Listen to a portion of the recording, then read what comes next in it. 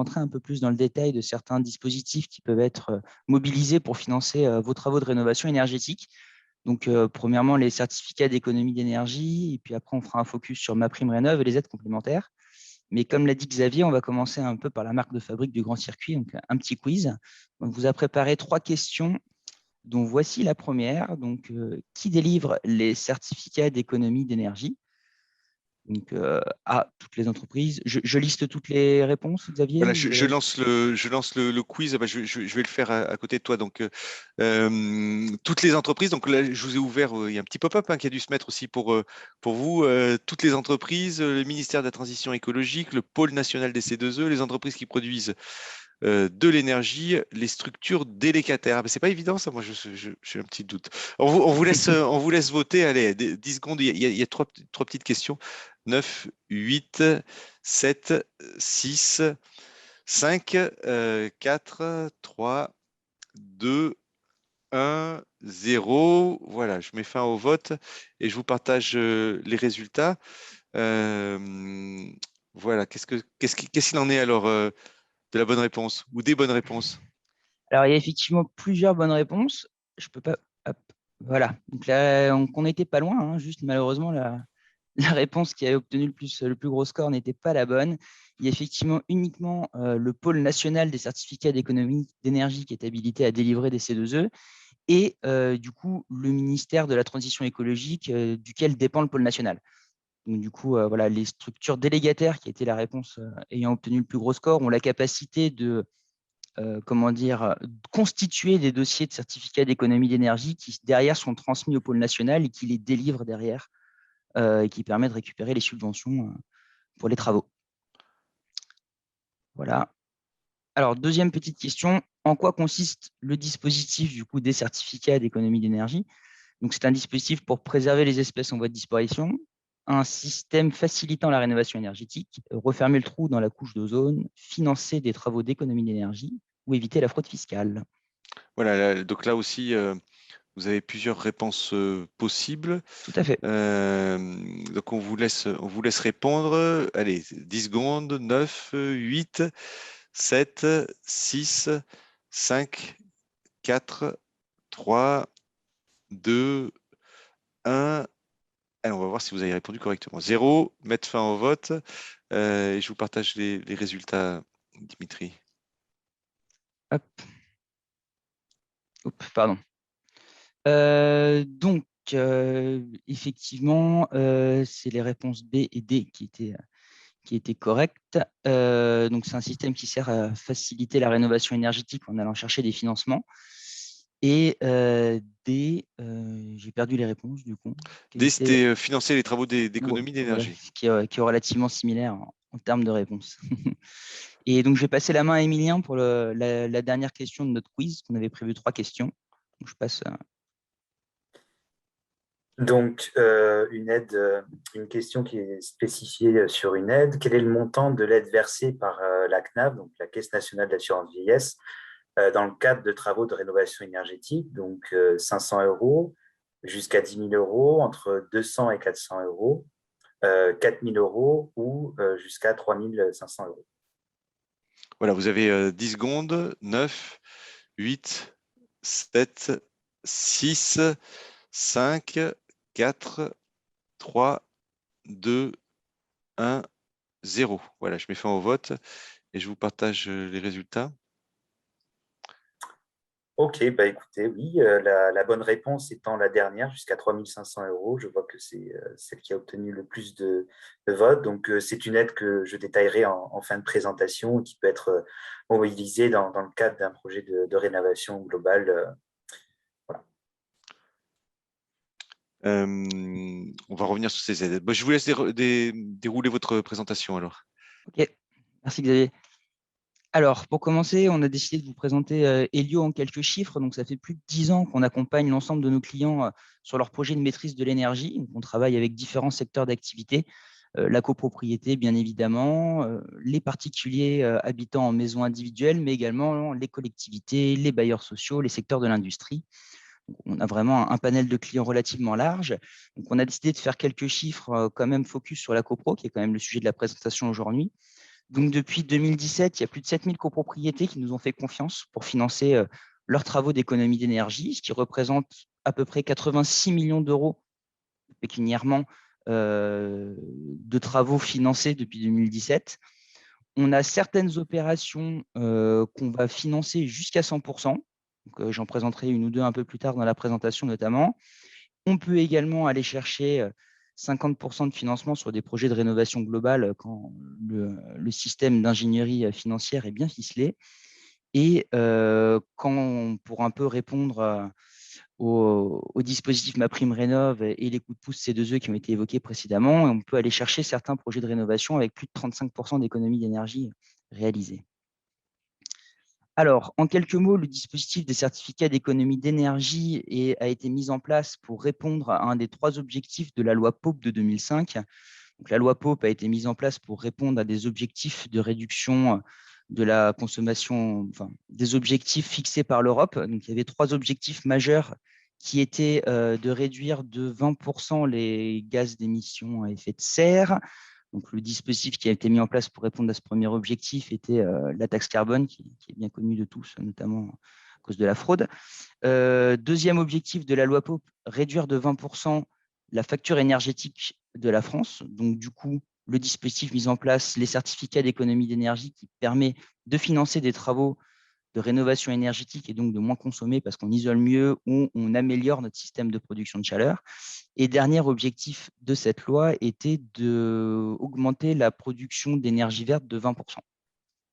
Donc, le dispositif des C2E, comme j'ai dit, répond à l'objectif de réduire la facture énergétique de la France.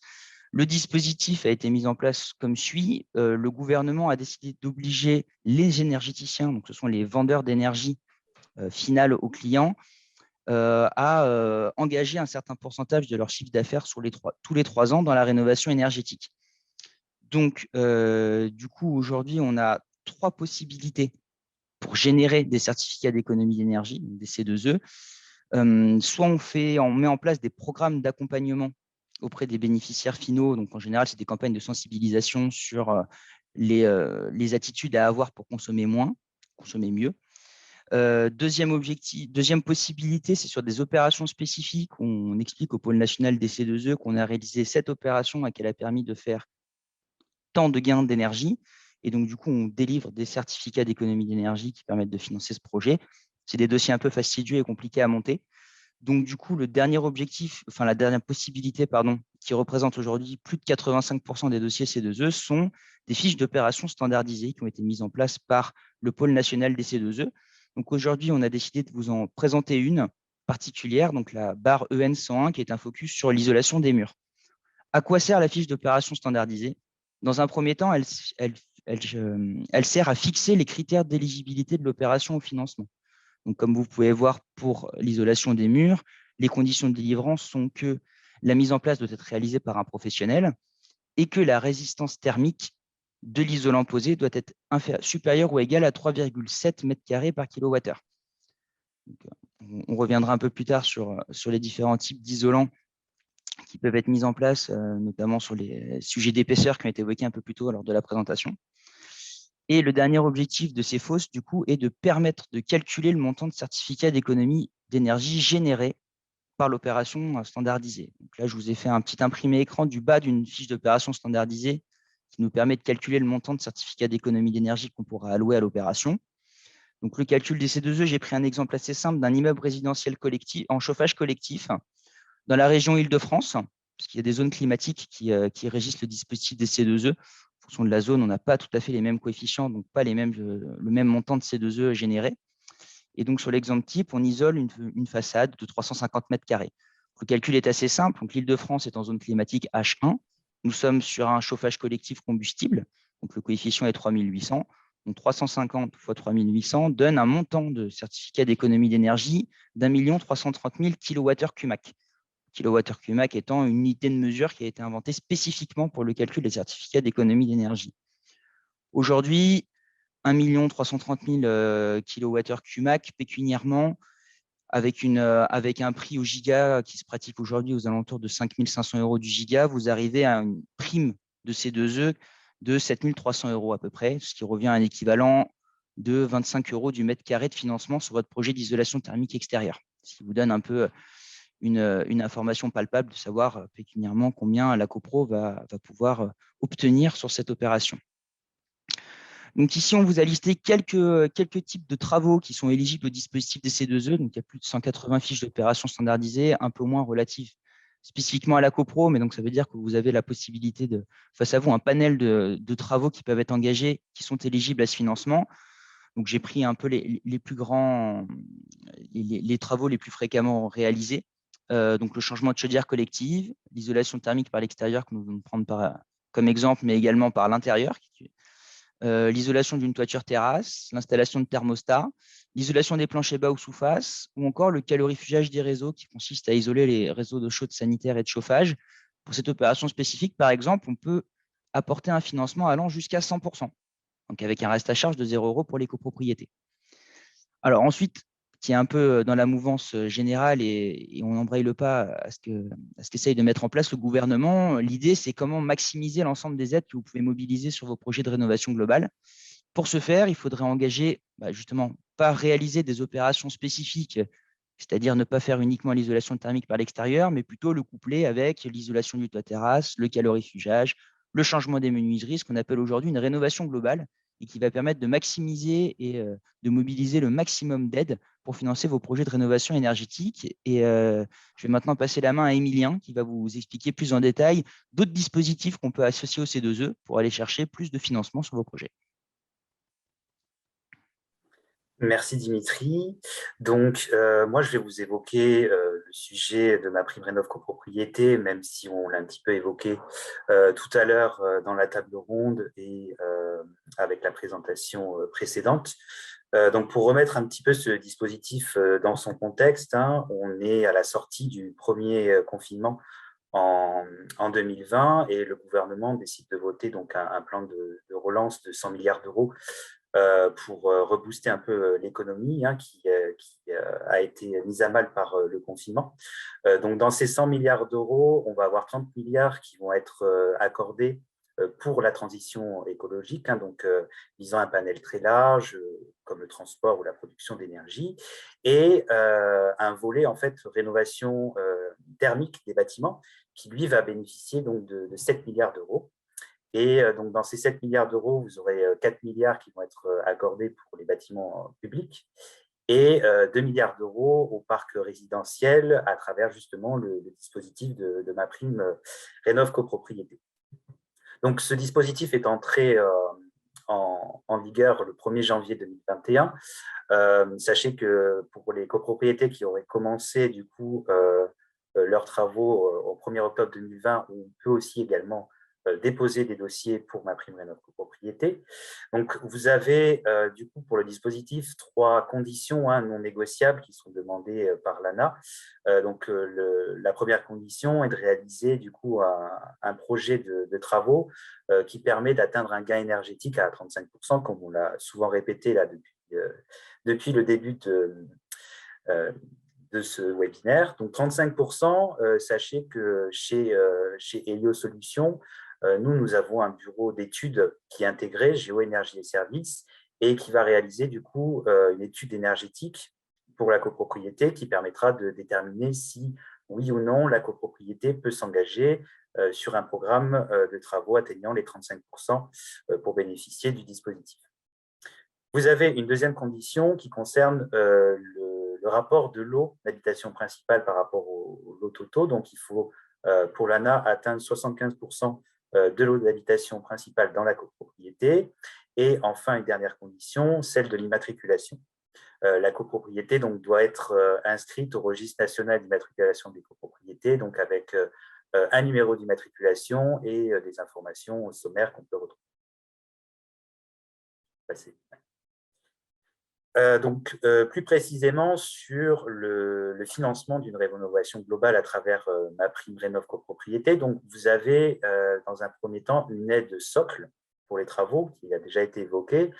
Donc, une aide qui se reporte à 25% du montant des travaux hors taxe dans la limite de 3 750 € par logement.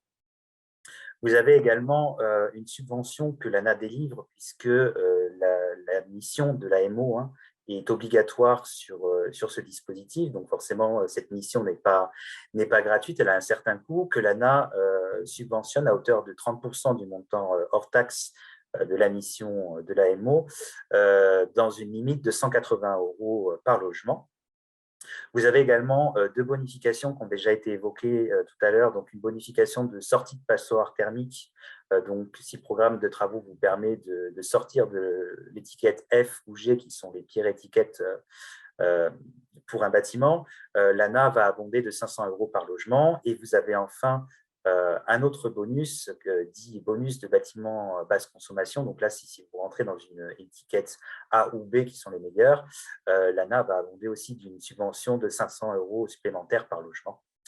Et enfin, vous avez, si vous êtes au regard de l'ANA, un ménage ayant des revenus modestes ou très modestes, des subventions supplémentaires à hauteur de 750 € pour les ménages modestes et 1 500 € pour les ménages très modestes.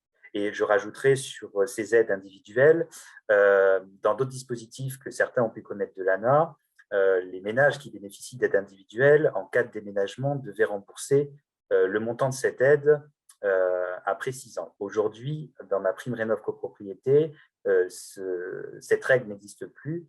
Donc, vous n'êtes pas obligé, en cas de déménagement, après votre projet de rénovation énergétique, de rembourser l'aide que vous auriez pu percevoir. Donc, très concrètement, qu'est-ce que ça veut dire? Prenons l'exemple d'une copropriété assez importante de 200 lots répartis sur 4 bâtiments. Donc, vous avez des travaux qui ont été votés, donc isolation de la terrasse, isolation des murs par l'extérieur, le changement d'une chaufferie pour une chaufferie gaz à condensation haute performance, pour un coût total TTC à quasiment 2 millions d'euros. Donc, un coût assez important. Et vous avez du coup des aides mobilisables. Donc, ce que disait Dimitri, vous avez une prime C2E à hauteur de 350 000 €. La prime, ma prime Rénov' à hauteur de 25% du montant hors taxe, ici, s'élève à 463 393 €. Et une prime bonus, donc bâtiment basse consommation, de 100 000 €. Donc, je vous rappelle, 500 € par logement, que multiplie de 100, vous avez 100 000 € d'aide supplémentaire. Donc aujourd'hui, du coup, avec ces aides-là, on se retrouve à un reste à charge qui tombe à quasiment 1 million d'euros et un gain énergétique qui dépasse les 35%, puisqu'ici, on est sur un scénario à 43% de gain énergétique. Et du coup, des aides qui représentent plus de 45% du montant TTC total. Alors, sachez que le cumul des aides aujourd'hui est plafonné à 80% du montant TTC des travaux. Donc ici, aujourd'hui, là, avec ces trois aides, on est à 46%. Je vais vous présenter par la suite donc, une aide spécifique. Sachez qu'il existe, comme cela a été évoqué tout à l'heure, des aides locales qui sont délivrées par des entités comme les régions, départements ou encore communes. Tout dépend un petit peu des politiques locales qui sont menées sur les territoires. Moi, j'ai décidé de vous présenter une aide plutôt nationale et du coup qui est délivrée donc par la CNAV, la Caisse nationale d'assurance vieillesse, à travers le programme Bien vieillir chez soi.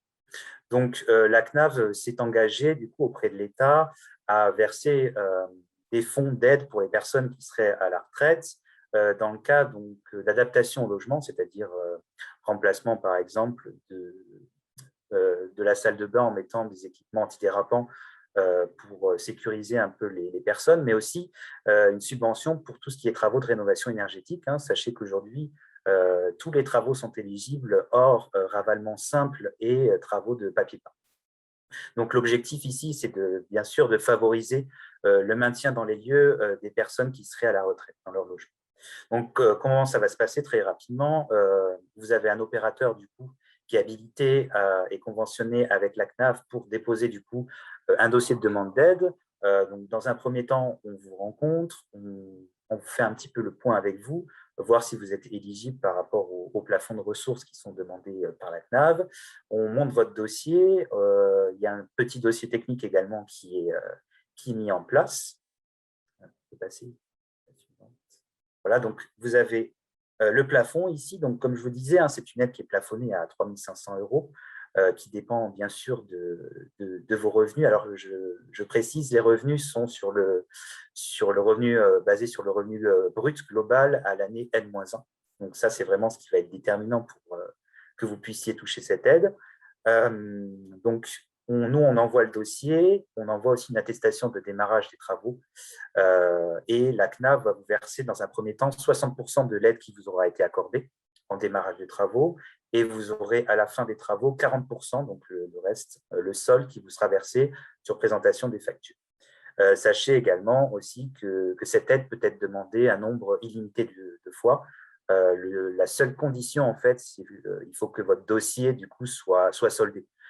Mettons que vous avez demandé une aide en 2016. Si vous redemandez une aide en 2019 pour d'autres travaux, il faut que votre dossier de 2016 soit soldé pour pouvoir redemander, du coup, une aide de la Caisse nationale d'assurance vie. Voilà, je terminerai juste notre présentation pour dire que chez Helio Solutions, du coup, on est capable, donc, comme je vous disais, d'accompagner les copropriétés en tant qu'AMO avec MaPrimeRénov' copropriété, mais aussi on est capable d'accompagner les copropriétés sur des travaux ou des opérations de C2E classiques avec des partenaires travaux qui travaillent avec nous depuis plusieurs années et qui ont notre entière confiance. Merci. J'ajouterais juste en complément d'Emilien qu'on est également capable d'accompagner les personnes qui souhaitent bénéficier d'opérations de rénovation énergétique à titre individuel dans le cadre de MaPrimeRénov' pour les particuliers, aussi bien parce que c'est aussi une aide qui peut être mobilisable dans le cadre de travaux engagés chez vous, mais dans une copropriété. Je tenais à le spécifier également. Oui, donc merci à tous les deux, Émilien et Dimitri. Donc oui, effectivement, on peut bénéficier d'aides collectives ou d'aides individuelles. J'avais une petite question, avant de prendre une question du public, une petite question pour les personnes âgées, finalement, sur les aides. Ces aides sont cumulées. Est-ce que c'est des aides de rénovation énergétique spécifiques ou ça peut être affecté au type de travaux qu'on veut, les 3 500 euros? Sur la CNAV, Oui. alors c'est éligible à quasiment tous les travaux, sauf tout ce qui est travaux de ravalement simple et travaux de peinture. Voilà. C'est Voilà. vraiment un Et, dispositif qui est pour tous les types de travaux. Du coup. oui, y compris la transformation d'une salle de bain. Oui, parce que il y a un gros enjeu là sur ce sujet. Encore une fois, je vous disais, j'ai organisé une conférence hier sur ce sujet, sur la transition démographique. Vous savez, là je parle au public, hein, c'est les baby boomers, ceux qui avaient 23 ans en 68, qui en auront 85 en 2030. Et donc, il y a une nécessité effectivement de faire la rénovation énergétique pour que les bâtiments soient confortables, vivables, mais aussi d'adapter les logements pour que chacun puisse rester chez soi, puisque je rappelle juste un chiffre comme ça que je partage avec vous, c'est 80% des personnes restent chez elles, effectivement même pour je parle pour les seniors, hein, il y en a que 20% après 85 ans qui vont dans des EHPAD, donc beaucoup de monde, et heureusement, reste chez soi, et donc il faut avoir des logements qui soient bien adaptés. Alors, il y avait une question, c'était sur le raccordement de copropriété à futur réseau de chauffage urbain. Est-ce qu'il y a des aides aussi pour le chauffage urbain? Tout à fait, il y a une fiche d'opération standardisée qui est prévue pour ça, hein. Si vous passez d'une chaudière collective, mettons au gaz ou fioul, et que vous décidez de vous raccorder à un réseau de chaleur urbain, CPCU, il y a une fiche d'opération standardisée qui permet de vous aider à engager ces travaux et à obtenir une aide sur le changement du système de production de chauffage. Ouais. Et pour revenir à une autre question qui a été posée tout à l'heure, c'est en fonction de. C'est pas parce qu'on met plus d'isolant, là, parce que vous avez parlé d'isolation thermique par extérieur, Ouais. il y avait une question en début de table ronde, que c'est pas parce qu'on met plus d'isolant qu'on bénéficie de plus d'aide, hein. C'est-à-dire que Non, il faut que, comme je l'expliquais sur la fosse que je vous ai sortie tout à l'heure, le coefficient, c'est R supérieur ou égal à 3,7. Donc après, en général, pour atteindre ce seuil-là, ça dépend des caractéristiques du matériau. C'était ce qui était évoqué par Axel tout à l'heure aussi, où on a beaucoup d'innovations à apporter ouais. là-dessus. Parce qu'aujourd'hui, pour atteindre un R égal 3,7, il faut poser une vingtaine de centimètres d'isolant. Donc, si on va poser ça sur un bel haussmannien, ça ne va pas le faire, entre guillemets. Donc, du coup, il y a des innovations à aller chercher sur des matériaux qui peuvent permettre d'atteindre ces coefficients qui sont préétablis par les fiches d'opération standardisées, tout en essayant de garder un aspect esthétique sur le bâti attractif. Ouais. Sur les matériaux biosourcés, bon là, je ne veux pas vous poser une colle, mais est-ce que vous savez l'épaisseur que ça représente pour les 3,5? Non, d'autant Ouais. qu'il y a plusieurs types de matériaux biosourcés. Vous pouvez isoler avec du bois, vous pouvez isoler avec de la paille. Donc, c'est vraiment propre à chaque matériau utilisé. Et je vous raconterai des bêtises si je vous donnais Ouais. les épaisseurs de chacun. Ok, donc ça sera, il faut ça à regarder en fonction des Tout à fait. matériaux, mais effectivement, il y a un effet de seuil, G ou G pas, et donc il faut atteindre ce seuil pour en bénéficier. Exactement. Voilà, donc c'était un grand plaisir de vous avoir avec nous tous les deux. Donc votre présentation, effectivement, avec les chiffres que vous avez donnés, sera disponible pour le public qui répondra au questionnaire de satisfaction. Vous serez avec nous aussi en fin de conférence pour Oui, participer. Vous aurez une salle privée, plaisir. vous verrez comment ça se passe, dans lequel le public pourra venir un peu comme un cocktail. On essaye de recréer le cocktail à la fin de la conférence.